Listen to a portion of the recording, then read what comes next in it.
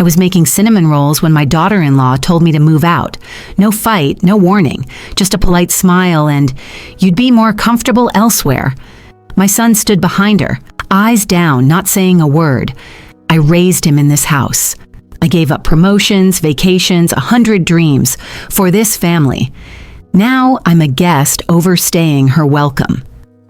I smiled back, said nothing, but something inside me cracked, clean and silent. They thought I'd cry.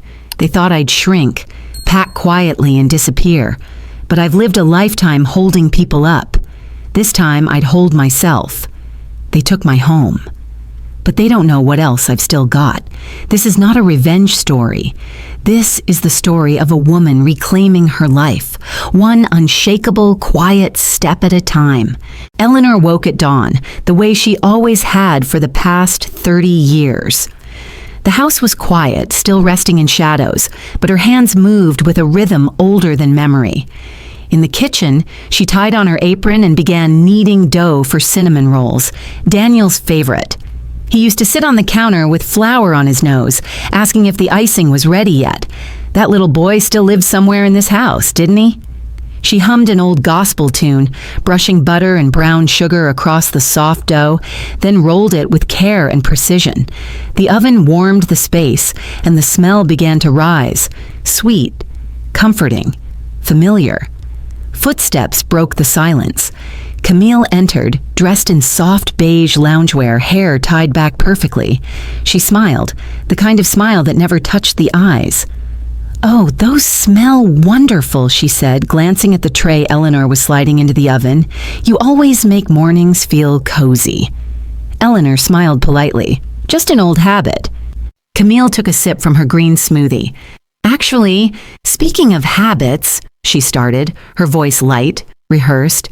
"Daniel and I have been thinking, you've done so much for this family. You really deserve a place that's peaceful, quiet. Maybe with other folks your age." Eleanor blinked, unsure she heard right. "Are you, suggesting I move out?"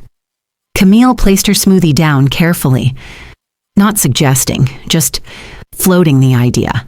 There's a beautiful senior community just outside town. Spa treatments, events, your own space. It's really lovely." Before Eleanor could respond, Daniel appeared, still in his running gear, earbuds dangling from his neck. He didn't look at his mother as he grabbed a banana from the counter. "She's not wrong, Mom," he said, almost casually. "This place is kind of full. With the baby coming, we just need more room. It's not personal. You'll be happier somewhere designed for, retirement." Retirement. The word echoed like a stone dropped in a still lake. "This is my home," Eleanor said quietly, fingers tightening around the edge of the counter. Daniel finally looked at her, but his gaze was distant. It was Dad's house. After he passed, everything shifted. We just thought, maybe it's time you enjoy something easier. Eleanor's breath caught in her chest. Her vision blurred for a moment, the sunlight now slicing across the kitchen counter like a blade. She'd cooked 1,000 meals in this space, sewn Halloween costumes at that table, cried into her apron when her husband died. And now? Now she was a guest, unwanted, a burden. Camille touched her shoulder gently. "Please don't take this the wrong way. We love you, but we need our own life. You deserve peace, Eleanor." Eleanor nodded slowly, her face neutral, heart anything but. The oven beeped behind her, forgotten. She turned off the timer, then, with slow steps, walked to her room. Her knees felt brittle. Her hands trembled. She closed the door softly behind her and sat on the edge of her bed. The silence in her room was different, heavier. Her hands still smelled like cinnamon and sugar. She looked at the framed photo on her nightstand. Daniel as a child, arms around her neck, icing on his chin. He had once looked at her like she was the entire world. Now she was an obstacle. She wanted to scream, to shout, to throw something. But instead, she folded her hands in her lap and sat very, very still. Later that afternoon, Eleanor stepped outside to clear her head. The autumn breeze tugged gently at her cardigan, and the red maple leaves whispered underfoot. She walked to the curb, opened the mailbox out of habit, and thumbed through bills and flyers until one thick envelope caught her eye. It was addressed to Mr. and Mrs. Daniel Carter, not Eleanor Carter. Her brow furrowed. Inside were crisp legal documents. Her hands trembled as she unfolded them. Her name was there, on the deed, on the old mortgage release. But below, on the signature line where her name should be, it read, Daniel Carter, signed and dated. No line for her, no mention of a second party. And at the top, bold letters screamed, transfer of ownership, full title. Her stomach sank. She flipped page after page, fingers now stiff and cold. Camille's name was listed next to Daniel's as a co-owner. It had all been processed a month ago, filed, stamped, done. Eleanor clutched the stack like it might catch fire in her hands. Her knees gave slightly, and she sat down on the porch steps. The document spread on her lap like a betrayal in ink and formality. A quiet fury began to flicker beneath the shock. They hadn't even told her. She was a legal nobody in the house she had raised a family in. Then a memory bubbled up. A garden party from 2 years back. She had chatted with a woman she hadn't seen in ages, a high school friend of her late husband, Margot Jensen, sharp as a tack with a laugh like chimes and a mind built for legal codes. Still doing estate law, she'd said, helping folks not get screwed over. Eleanor rushed inside, clutching the documents. She rifled through her old leather-bound address book, the one Daniel always teased her for keeping. There it was, Margot Jensen, Jensen and Burke Legal, 555, 982, 1043. Her fingers hesitated above the phone, then pressed. The line rang once, twice. Margot Jensen speaking. Eleanor's voice was thin. Margot, it's Eleanor Carter from Eleanor, came the warm reply. Goodness, it's been a while. Everything all right? I'm not sure, Eleanor said slowly. I think I've been written out of my own house. There was a pause, then a calm, firm voice. Tell me everything and send me those papers. Eleanor scanned the documents with her old desktop printer. Her hands fumbled a little, but she managed. Within an hour, Margot replied by email, followed by a phone call. This isn't standard, Eleanor. This was done through a durable power of attorney, likely signed when your husband was ill. Did you give Daniel that kind of authority? I don't remember, Eleanor whispered. After James died, everything was a blur. Daniel said he'd help take care of things. Margot sighed. He used it to transfer the deed. The worst part? You could have revoked it any time, but he never told you he used it. Eleanor sat in silence, the phone pressed to her ear. Her pulse was loud in her ears, her face flushed, not from shame, but something deeper. Rage. But, Margot added, he didn't file the revocation paperwork properly. That might be your opening. My opening? To challenge the transfer, maybe even reverse it, but it depends. Are you ready to fight, Eleanor? She looked around the room, family photos, hand-stitched curtains, the antique lamp from her mother. Her life was here, but so were her ghosts. I don't know if I want to fight, she said finally, but I know I can't just leave like they want me to. Margot's voice softened. That's enough for now. After the call ended, Eleanor walked into the kitchen, pulled the cinnamon rolls from the trash, still intact though cold, and placed one on a plate. She sat at the table alone, the ticking clock loud in the background. She took a bite. It was dry, bitter somehow. Then she looked at the empty doorway and whispered, "They think I'll just vanish." The roll crumbled in her fingers. "But I'm still here." The next morning, Eleanor moved like a ghost through her own house. She walked past the dining room where a faded tablecloth still clung to memories of birthday cakes and spilled gravy. The wooden chairs were the same ones her husband James had sanded down himself years ago before arthritis twisted his fingers. She paused at one, his chair. its cushion still slightly indented as if waiting for him to return. In the living room, the air carried a hint of Old Spice, James's cologne, embedded into the fabric of the couch where he used to read the paper every Sunday. Her fingers brushed the armrest like it was sacred. A photo sat on the end table. Their wedding day. James in his army blues, she in ivory lace, young and unsure but smiling like the world was theirs. She picked up the frame and held it to her chest. The glass felt cold, but the memory warmed her chest until it didn't. Her eyes drifted toward the hallway. Every room in this house echoed with her, with them, with family. Now it was being sterilized. Camille had started replacing framed family photos with abstract art. The house smelled less like cinnamon and more like that sterile lavender cleaner Camille insisted on using. Eleanor made her way to her sewing room, the only room Camille hadn't touched, mostly because she kept it locked. She opened the door and breathed in deeply.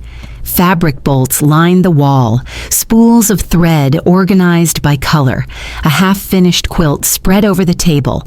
Her fingers itched to touch it, but instead she sat down in the worn swivel chair and dialed a number from memory. Her youngest daughter, Amanda. She hadn't spoken to Amanda in over 6 months, not since Amanda took a job across the country and stopped calling so often. The phone rang once, twice. "Hi, this is Amanda. I can't come to the phone right now, but leave a message." Eleanor hung up. No beep, no message. Just a deep, hollow silence. She sat there, staring at the wall, her heart heavy with a loneliness too thick for words. Everyone she had poured herself into, James, Daniel, Amanda, had drifted away, leaving her stranded in a house full of ghosts. She pulled open a drawer and took out an old manila folder. Inside, documents yellowed with age. She found the one she was looking for, power of attorney, signed 3 days after James was hospitalized. Eleanor's own signature was there, slanted and shaky, a testament to grief. She'd signed it because Daniel had promised to help manage the paperwork, the funeral, the finances. She couldn't think straight then. Every hour was another call, another condolence, another service to arrange. She remembered Daniel's words exactly. "Let me handle it, Mom. It's just to make things easier." So she signed, and then forgot about it, until now. Her eyes scanned the signature line. His handwriting had changed. It was messier now, more rushed. There was a kind of detachment in it, an indifference.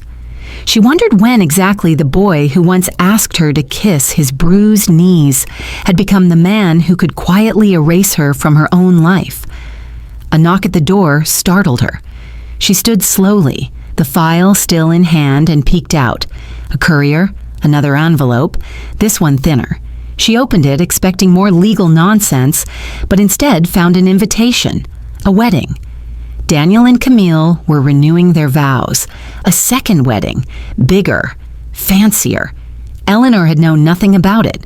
She looked at the card again. "To the wonderful Camille, thank you for being the mother I never had. Daniel." There was no mention of Eleanor, not a word. Her knees nearly gave out, but she sat instead, back in her sewing chair, the card on her lap like a cruel joke. She was no longer part of their story, not even a supporting character, just deleted. Eleanor sat in her sewing room long after the wedding invitation had dulled in her lap. She read the line again, even though it scorched more each time. "Thank you, Mom Camille, for being the mother I never had." Not a word about Eleanor, not a hint, as if she were already gone, as if she had never been. The woman who stayed up sewing Daniel's Halloween costumes, who rubbed his back through childhood fevers, who taught him to drive, to dance at prom, to treat people with kindness. She had poured her entire soul into mothering him, and now all of it had been repackaged and handed to another woman, someone who had only joined his life a few years ago. Eleanor stared at her hands. They looked foreign, veiny, wrinkled, but strong. Strong enough to raise a man who could now look through her like glass. She picked up the phone and called Margot again. It was nearly evening, and Margot answered with a low hum in her voice, like she'd just finished a cup of tea. "Eleanor, I was just about to call you. I reviewed the deed transfer again. There's something you need to see." Eleanor's heart raced. "Is it bad?" "It's not great," Margot said. "There's a clause, very specific wording that Daniel slipped in. It states that this transfer is irrevocable and that it includes all future rights, titles, and interests, regardless of contestation." Eleanor blinked. "That sounds final." "It's designed to be, and more concerning, there's no signature of yours anywhere on that page. Which means either it was digitally processed using his power of attorney or something worse." Eleanor's blood chilled. "Like forgery? We can't assume that yet, but it's fishy. And Eleanor, I've seen this before. It's not uncommon for adult children to do this when they think they're entitled, when they think their parent won't notice or fight back." Eleanor leaned back in her chair. The room spun slightly, like the earth had shifted under her feet. He knew I wasn't in the right state of mind. After James died, I trusted him. Margot's tone turned sharper. He abused that trust, and legally, there might be grounds to reverse this. But emotionally, you need to decide if this is a war you want to wage. "I don't want a war," Eleanor whispered, "but I'm done being invisible." They ended the call, and Eleanor sat in the twilight, the room glowing orange from the setting sun. Shadows stretched across the walls like long fingers, and everything felt quieter than usual.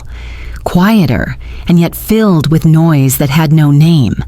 Rage, sorrow, betrayal. She stood and walked into the hallway, the wedding invitation still in hand. She paused at the photo gallery Daniel hadn't bothered to remove yet. There he was, aged 6. In a Spider-Man costume she had stayed up all night to finish. A toothy grin, jelly on his cheek. Another photo, high school graduation, arms thrown around her neck, his mortarboard askew. Did Camille even know these versions of him? Did Daniel? She moved down the hallway and found the guest bedroom that now held storage boxes. Digging through one labeled estate docs, James, she unearthed a thin leather folder. Inside, old tax returns, utility bills, and finally, at the bottom, a handwritten letter in her husband's neat, blocky script. It was dated 1 week before his death. "Eleanor, if something happens and I'm not here, I trust you to keep this house. You'll do what's right. I know Daniel means well, but you always saw the whole picture. Love always, James." She clutched the note to her chest. Tears fell, not because of grief, but because she suddenly remembered who she was. Not a bystander, not a burden, a wife, a mother, a woman who had built a home from dreams and hard work. They had tried to erase her, but she wasn't ink. She wasn't paper. She was the pen. That night, she didn't cry.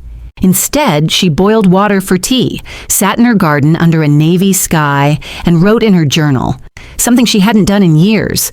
Line after line, she poured herself onto the page. Not memories, not grief, plans. Eleanor rose before the sun again, but this morning she didn't head for the kitchen. No cinnamon rolls, no coffee, no apron. She walked straight to the hallway closet where her late husband had kept their important documents. Always in a locked metal box tucked behind winter coats, no one used anymore. She retrieved it, brushed off the dust, and carried it to her sewing room. Sitting down, she opened it and began sorting. Old bank statements, insurance forms. And then finally, she found what she was looking for, the original title to the house, still under James Carter's name. Her heart pounded. At the top of the document, the field labeled "Transfer Finalized" was empty. Empty. The deed had never been formally finalized in Daniel's name, which meant legally there was still a window. The transfer paperwork Camille had handed her was real, yes, but not yet fully executed in the county register. Daniel had assumed his power of attorney meant ownership, but James had never completed the transfer before passing. "James," Eleanor whispered to the document, as if his spirit might still be listening, "you left me a way out." She folded the paper and placed it gently back into its folder, her hands shaking not from fear but resolve. The next day, she met Margot for coffee at a quiet little cafe just off Main Street. The sun was warm against the brick patio, but Eleanor wore a shawl anyway, her fingers tucked beneath the fabric like they were hiding secrets. Margot arrived with a folder of her own. "Let me guess," Eleanor said before Margot sat down. "You already know what I found." Margot smiled. "I suspected." Daniel thought he was clever, but he underestimated old legal bureaucracy. The title transfer isn't final. That gives us a few legal openings. Eleanor stirred her tea slowly. "You think we can reverse it?" "With time, yes," Margot said. "But you'll need to challenge it formally. File a suit, possibly even confront Daniel in court." Eleanor paused, her spoon clinking softly against the porcelain. "I'm not sure I want to fight him," she said. "I just want a way to reclaim what's mine and choose what happens to it." Margot's eyes narrowed slightly, curious. "What are you planning?" "I want to sell the house." Margot blinked. "You want out?" Eleanor nodded. "Not to run away, to start over. On my terms, and if I can legally sell before the transfer completes, then they won't get a penny unless I let them." Margot leaned back in her chair, a slow grin forming.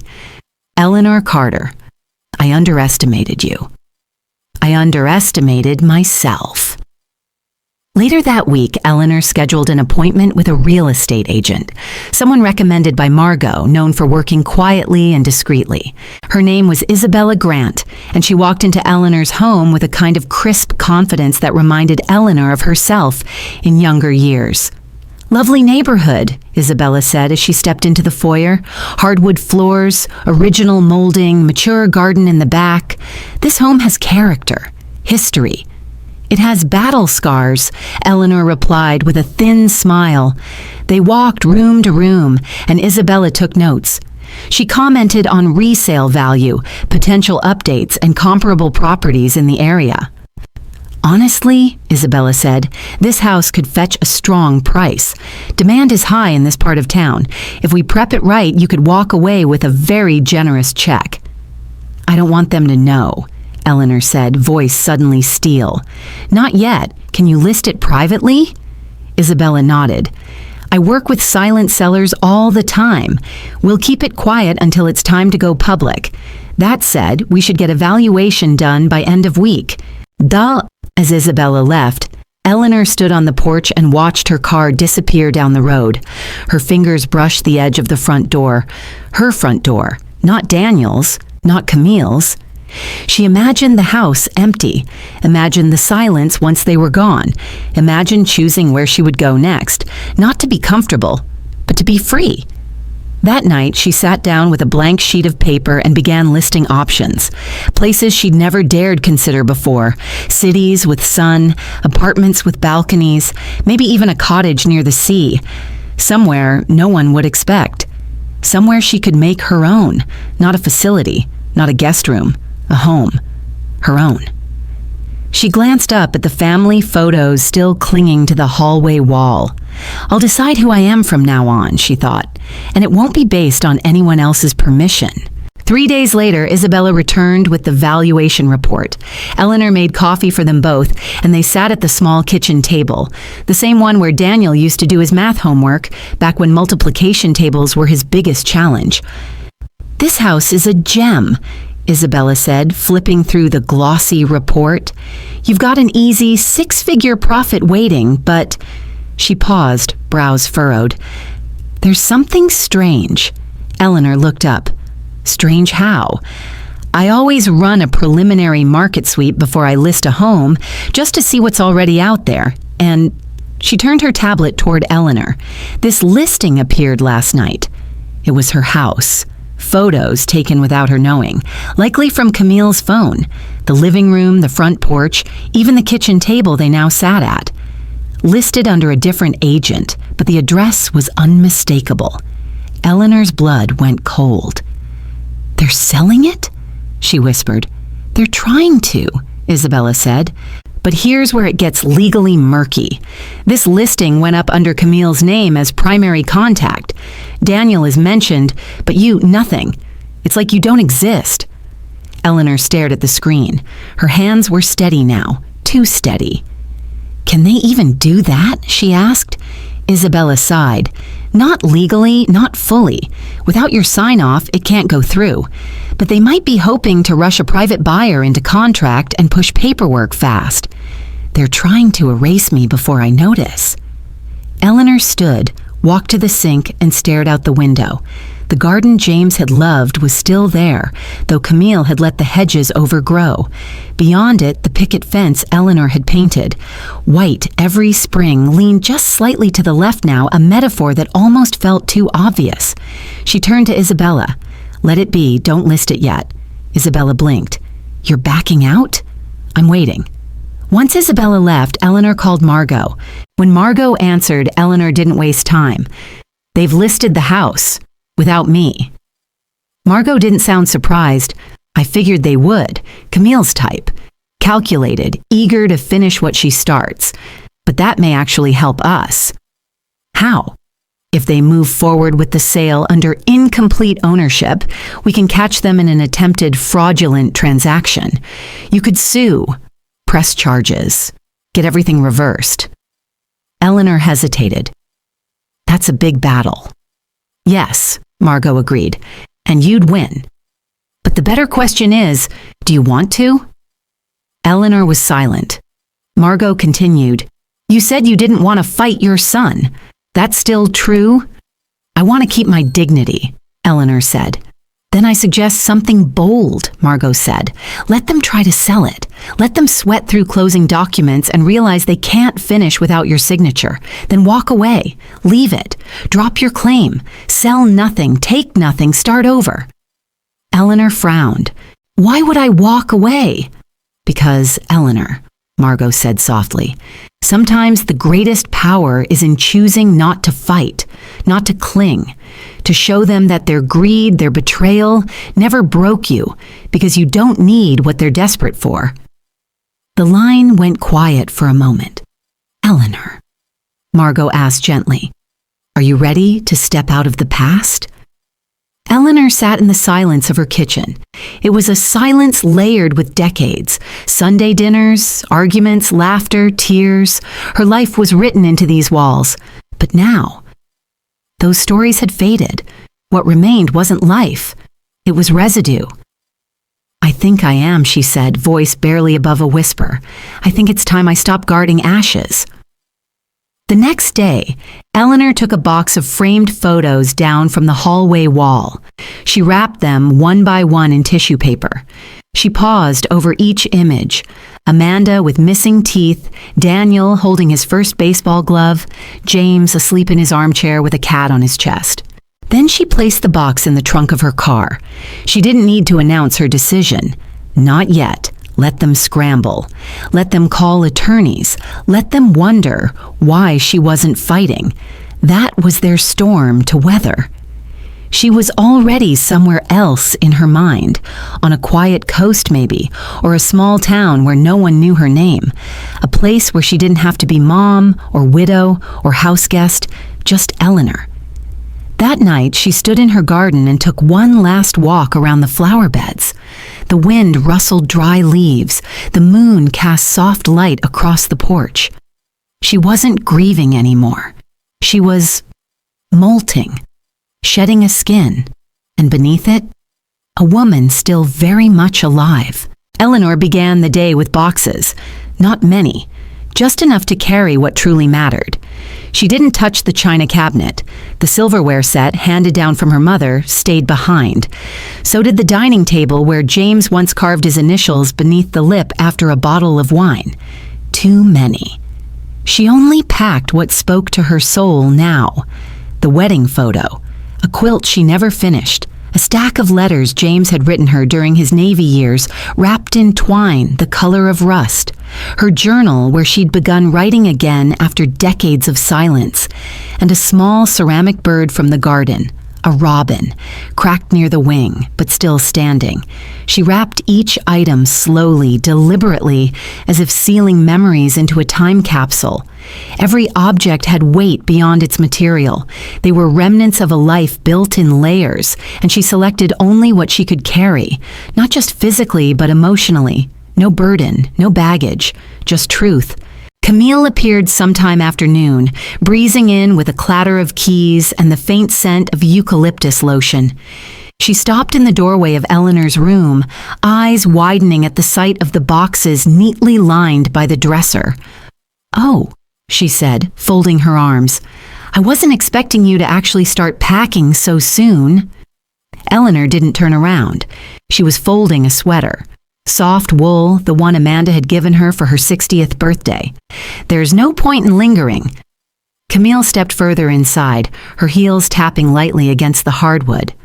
"Well," she said, smiling in that polite, insincere way she always had, "I have to admit, I'm impressed. It's good that you're being reasonable." Eleanor finally looked up. "Reasonable?" Camille shrugged. "I just mean, it's hard for some people to let go, stubborn attachment to the past. But you're showing real maturity by accepting reality." Eleanor looked at her for a long moment, then nodded once. "You're right," she said softly. "It takes maturity to let go of things that never valued you." Camille didn't reply. Eleanor turned back to her suitcase. She wasn't angry, not anymore.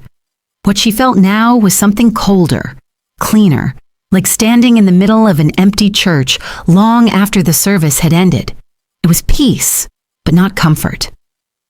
Daniel came home just as Eleanor was carrying the last box to her car.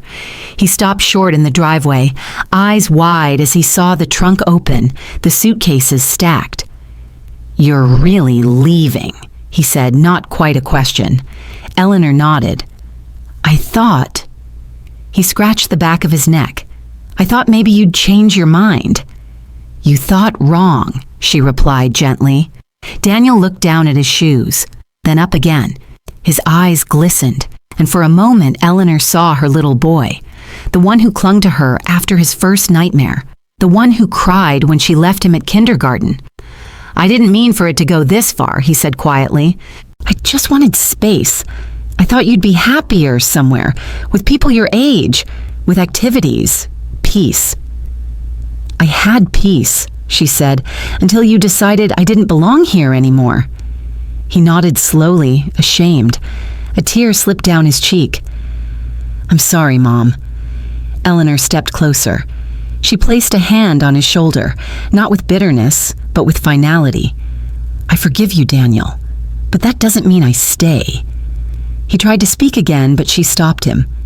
"Sometimes," she said, "we have to lose something to realize what we were holding." He stood still as she moved past him, opened the car door, and settled into the driver's seat.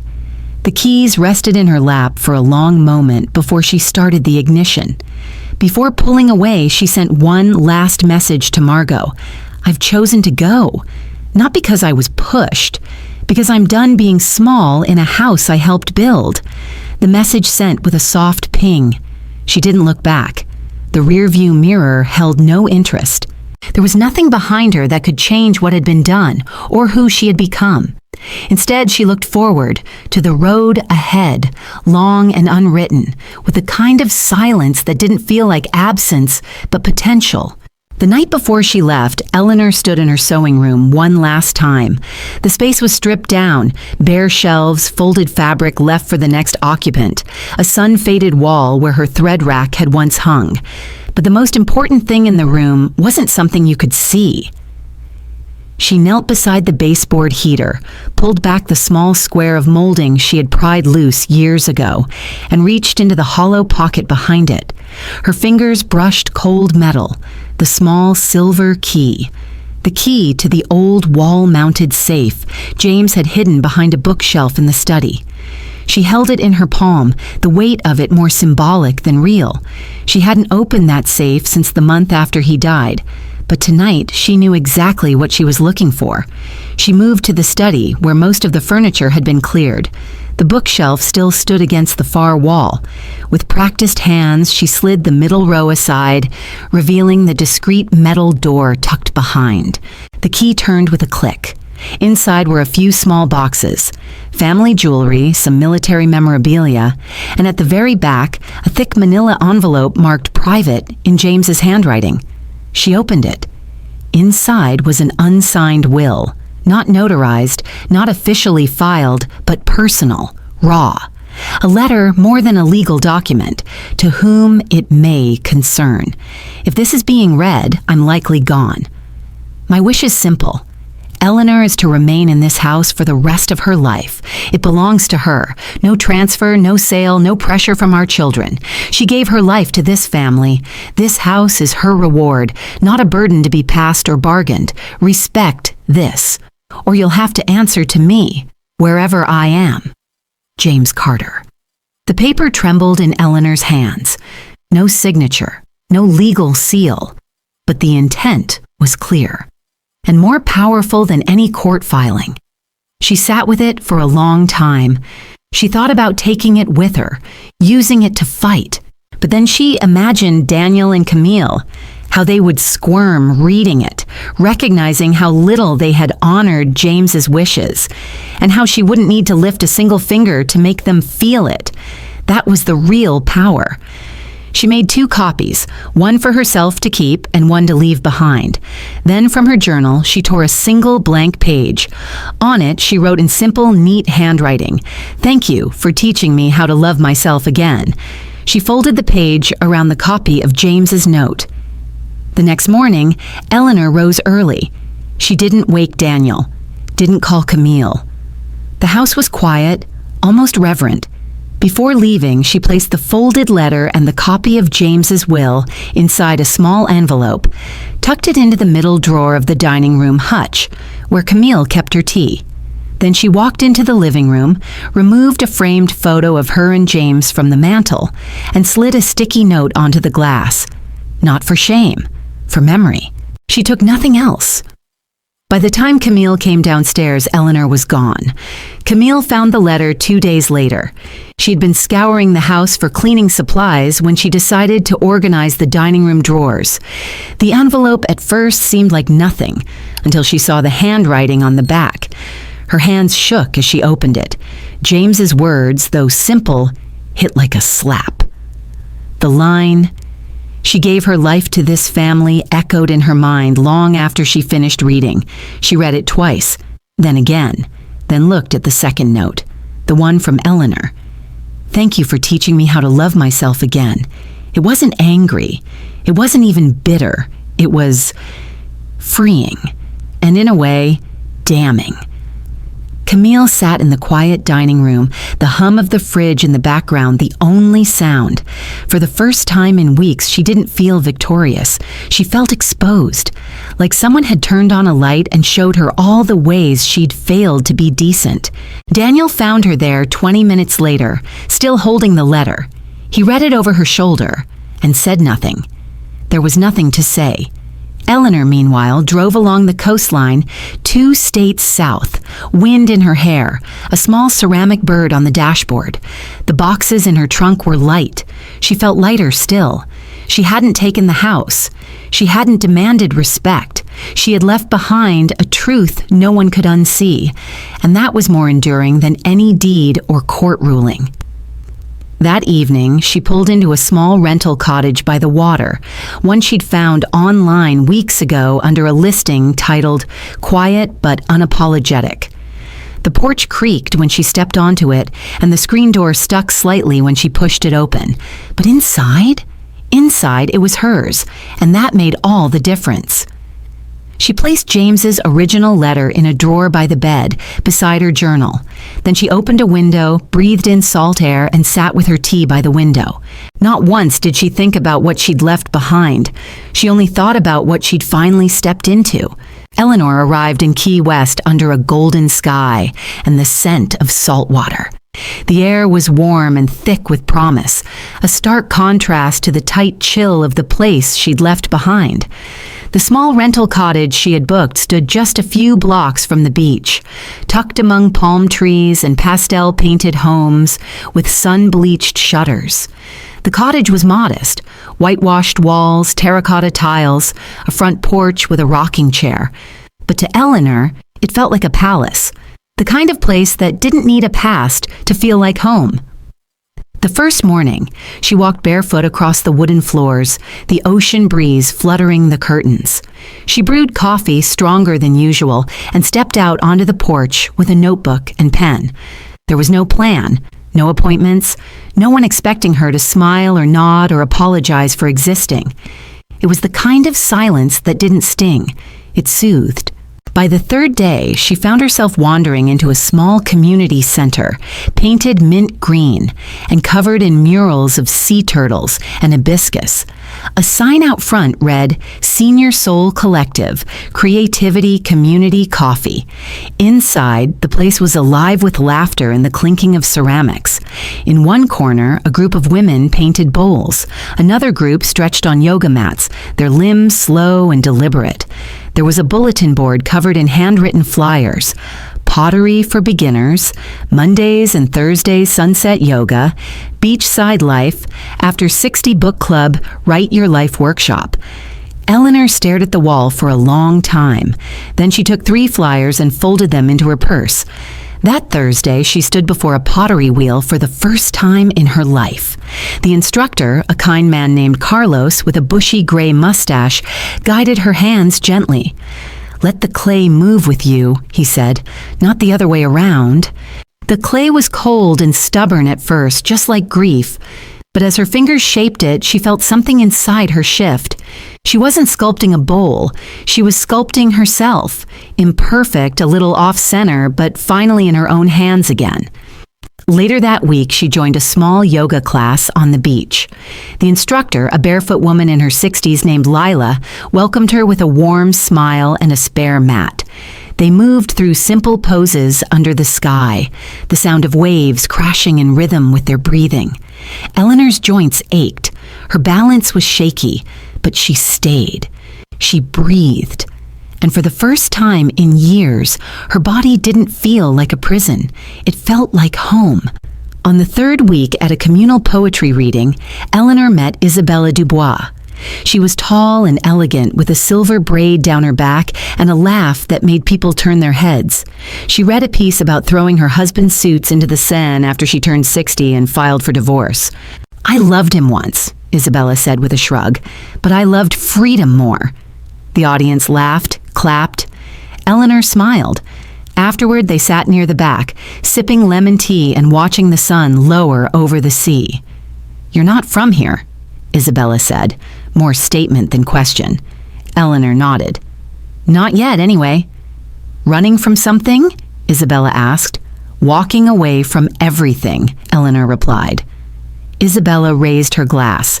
"That's the better direction." They talked long into the evening. Isabella had lived in France, then California, then Boston, before finally ending up in Key West. "I go where my soul doesn't shrink," she said simply. "You?" Eleanor looked out at the water. "I go where no one expects me to disappear." That night, Eleanor returned to her cottage feeling fuller than she had in years. Her cheeks hurt from smiling. Her hands were speckled with dried clay. Her heart felt hers. She began making a routine. Mornings were for journaling or yoga. Afternoons were for the wheel, for poetry readings, for long walks along the shore with bare feet and wind in her hair. She joined the Write Your Life workshop and surprised herself by reading aloud a piece titled, "How I Left Without Slamming the Door." People clapped. A woman cried. Eleanor smiled. One morning, Isabella stopped by with 2 iced coffees and a beach hat wrapped in silk ribbon. "You need color," she declared, tying it around Eleanor's head with flair. "You're not in mourning. You're in reinvention."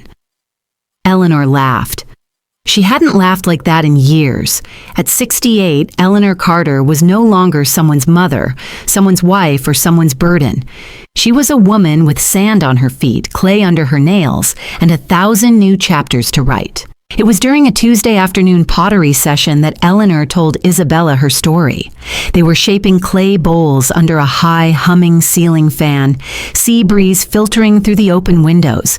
Eleanor's fingers were coated in soft gray, her nails caked with earth. When she spoke, slowly at first, as if unearthing each word from a deeply buried place. "I gave my son my power of attorney when my husband died," she began. "I thought he'd use it to help, not to take everything." Isabella didn't interrupt. She just kept her hands moving, forming a delicate vase. Eleanor continued, voice steady but quiet. "They told me I'd be happier in a senior facility, said the house was too much, too old, that I needed a place to be comfortable. What they meant was a place where I wouldn't be seen." "And so?" Isabella asked gently. "I left," Eleanor said, "not because I was pushed, but because I finally realized I didn't want to stay where I was no longer respected. I walked away, sold nothing, took only what I loved, and I left a copy of my husband's note, the one where he said the house was mine for life." Isabella raised an eyebrow. "And how did that go over?" "I don't know," Eleanor replied. "I don't need to. It wasn't a message for them. It was a promise to myself." Isabella stared at her, the corners of her mouth curving upward. "You should tell that story," she said. "I just did," Eleanor said with a soft smile. "No," Isabella said, more insistent now. "I mean, really tell it, out loud, on my podcast." Eleanor blinked. "You have a podcast?" "Doesn't everyone?" Isabella laughed. "It's called Second Bloom, stories from women who found themselves after 60. It's small but growing. I think yours could be important." Eleanor hesitated. "I'm not a speaker." "You don't need to be," Isabella said. "Just be honest. That's what resonates." Or a week later, Eleanor sat in Isabella's home studio, a makeshift setup in her sunroom, complete with 2 microphones, mismatched cushions, and the sound of seagulls just outside. She was nervous at first, her fingers clutching her mug of tea like it might anchor her to the moment. But once the recording started, the fear melted away. She spoke with clarity, with grace. She didn't name names. She didn't speak with spite. She just told her truth. How she had spent her life in the shadows of others. How she had sacrificed, smiled, kept silent, and kept giving. How it took being discarded to finally reclaim herself. And how leaving wasn't the end, but the beginning. When they finished recording, Isabella reached across the table and squeezed her hand. "You've just lit a fire in women who didn't even know they were cold," she said. The episode went live 3 days later. Isabella shared the link with a modest newsletter, and Eleanor thought little more of it, until the emails started coming in. Dozens at first, then hundreds. Messages from women in their 60s, 70s, even 80s, from across the country, across the ocean. "I listened to your story with tears in my eyes. You said what I've never dared to admit. I've been erased too. But now I want to write myself back in. Thank you, Eleanor. Thank you for showing us we're still allowed to begin again." The episode was picked up by a community blog for older women. Then it was reposted on a Facebook group for retired educators. By the end of the week, it had over 80,000 downloads. Local news in Florida called to request an interview. A literary agent emailed asking if she'd ever considered turning her story into a memoir. Eleanor sat on her porch with Isabella, reading message after message on her tablet. Each one lit something in her that had long been dormant. Not pride, but purpose. And far away, in a suburban living room a few states north, Daniel clicked a link his coworker had forwarded. "This is that podcast my mom was raving about. Some woman who walked away from her own family and started over. It's wild." Daniel clicked play, not expecting much. He listened and froze. The voice was unmistakable. His mother, on air, calm, clear, unapologetic. She didn't name us, Camille said beside him, arms crossed. She didn't have to, Daniel whispered. They listened all the way through. Camille's face was pale. Daniel sat very still, the weight of his guilt finally becoming too much to balance. That night, he couldn't sleep. He scrolled through the comments online. So much love, so much praise. A woman he had once called fragile, now inspiring strangers across the world. He wrote a message. Mom, I heard your story. I didn't know how deeply I failed you. I'm sorry, I don't know if you want to hear from me, but I just wanted you to know I'm listening now. He deleted it before hitting send. Meanwhile, Eleanor stood on the beach in a flowing dress, barefoot in the sand, watching the sun melt into the water. A group of women from her writing group had gathered for their monthly sunset share. One by one, they read poems, journal entries, declarations of independence. When it was Eleanor's turn, she simply said, I thought silence was strength, that holding everything in made me noble, but I've learned that speaking, softly, firmly, truthfully, is how I come home to myself. And the women clapped, not because she was famous, but because she was finally fully seen. The letter arrived on a Tuesday. Eleanor found it tucked between her utility bill and a postcard from a friend in Oregon. The envelope was plain, hand-addressed in familiar, uneven handwriting. No return address, no hint at its contents. She recognized it instantly. Daniel. She didn't open it right away. She placed it on her kitchen table beside her tea and stared at it through the morning light as it filtered in through gauzy curtains. It lay there like a living thing, breathing, waiting, asking to be let in. But she wasn't ready yet. She let it sit for a full day. On Wednesday morning, she opened it. Mom, I don't know if you'll ever read this or if you'll care to hear what I have to say, but I've listened to your story, not just the podcast, your story, the one you lived for decades without asking for applause or attention or even thanks. I was blind and selfish. I thought I was protecting you by taking charge, by doing what seemed practical. But the truth is, I didn't see you. I saw convenience. I saw my own life expanding, and I chose to shrink yours to make room for mine. I'm ashamed. Camille and I, we weren't kind. We were polite. We were efficient, but we weren't loving. Not truly. And I think, deep down, I knew it even as I justified everything to myself. Your story is being shared by thousands now. Strangers who call you brave, resilient, radiant, and all I can think about is that I had a front row seat to your light, and I chose to close the curtain.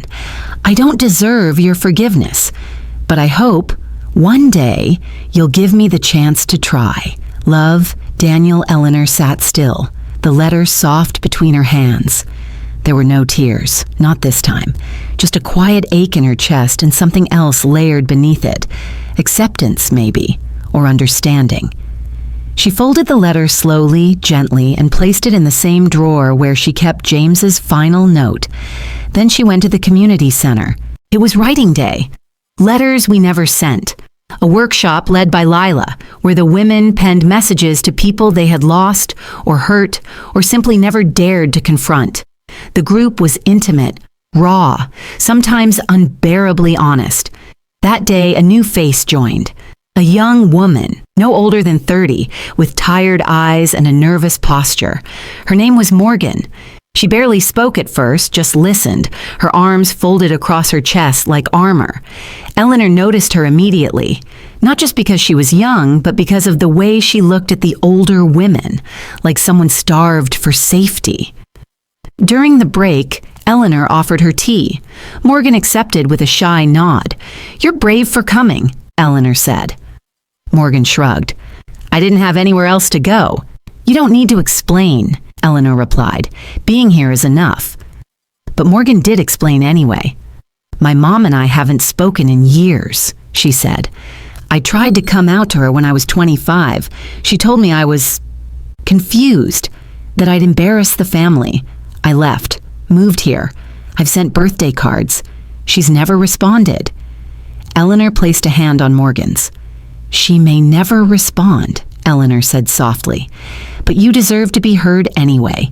Even if the person you write to never reads it, you will, and that matters more than you know." That afternoon, Morgan read her letter aloud. She cried halfway through. So did everyone else. Eleanor stayed after the session to help her fold the paper and tuck it into an envelope. "Will you send it?"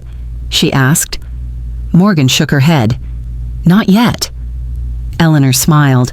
"That's okay. Healing doesn't need a deadline."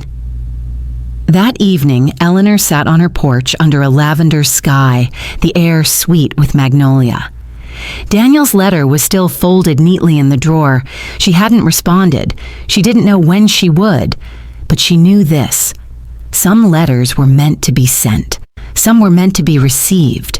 And some were meant to be simply written, to release the weight of silence. And in that quiet truth, Eleanor found peace. The idea came to Eleanor one quiet morning, seated by her window with a pot of tea, and the sea breathing in and out beyond the glass. She had read another letter from a stranger that morning, an older woman in Maine who wrote, "Your podcast helped me tell my daughter I want to live alone again, that I still matter, that I still choose." Eleanor had smiled, then paused. There were too many letters now to count. Dozens became hundreds. Her story, once only hers, had become something greater, a mirror for others, a map. That word stuck with her, map. She opened her journal and wrote across the top of the page, "A map back to me." It became the title of her book. She didn't write it to be published, not at first. It started as a collection of essays, fragments of memory, pieces of silence, finally given shape. She wrote in the mornings longhand at the little blue table in her kitchen. She wrote in the afternoons after pottery class. She wrote on the beach, her toes buried in warm sand. The stories poured out of James, of motherhood, of the pain of being invisible in a home she built, of betrayal, yes, but more than that, of reinvention, of learning not just to speak, but to own her voice. When Isabella read the first draft, she cried. "You've given women a doorway," she said, "not just words, a way through." Together they found a small indie press that specialized in women's memoirs. Eleanor insisted it be printed affordably with large type and made free to senior centers and women's shelters. When it launched, it wasn't a bestseller. It didn't need to be. It became something better. It became shared. 3 months later, Eleanor stood backstage at a small book festival in Sarasota. It was her first public event. A panel called Telling Our Second Stories had invited her to speak, and she'd nearly declined until Morgan, the young woman from her writing group, had convinced her otherwise. "You don't need to perform," Morgan had said. "You just need to show up. That's what you taught me." So Eleanor did. She wore a simple navy dress, a silver bracelet James had given her their last Christmas together, and a pair of sandals that let her toes breathe. Her hair was pulled back in a soft bun, streaks of silver catching the light. The MC introduced her with warmth and reverence. Eleanor Carter, author of Banjo Trove, a voice for women reclaiming themselves in the later chapters of life. Eleanor stepped onto the stage to a standing ovation. She smiled, bowed slightly, and then began to read. She chose the final chapter. "I thought I needed to be seen to be saved. But it turns out I only needed to see myself, not through my children's eyes, not through my husband's memory, but through the quiet strength I had forgotten I possessed. I didn't walk away because I was rejected. I walked away because I finally recognized my own reflection, not someone's mother, not someone's burden, just me. And that, at long last, was enough." The room was silent except for the soft shuffling of tissues and sniffles. Afterward, she took her place at the signing table, pen poised, ready to greet those who wanted her story in their hands. One by one, women came forward, gray-haired, silver-voiced, younger, older, all carrying some piece of Eleanor in their eyes. She signed each book with care. Then halfway through the line, she saw them. Daniel, Camille. standing quietly at the back of the room, no books in hand, no sign of expectation, just watching. Daniel looked older, even though only a year had passed. There were lines at the corners of his eyes. Camille stood slightly behind him, her face unreadable. Eleanor met their gaze and did not move. She didn't call them forward, didn't break the moment for some grand reunion. She simply nodded, once, slow, deliberate. A gesture not of invitation, but of acknowledgement. Daniel's eyes welled. Camille lowered hers.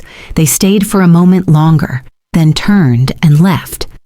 Eleanor returned to her books, to the women still waiting, to the moment that was fully hers. When the last signature was penned, she stepped off the stage and walked through the venue doors, out into the golden sun. A photographer called her name. She turned. "Can I get a photo of you with your book?" Eleanor smiled gently, held it up and posed, not as someone selling a story, but as someone who had lived one. She stepped off the sidewalk, down the stairs, and into the crowd. No one escorted her. No one needed to. She wasn't returning to anyone. She was already home.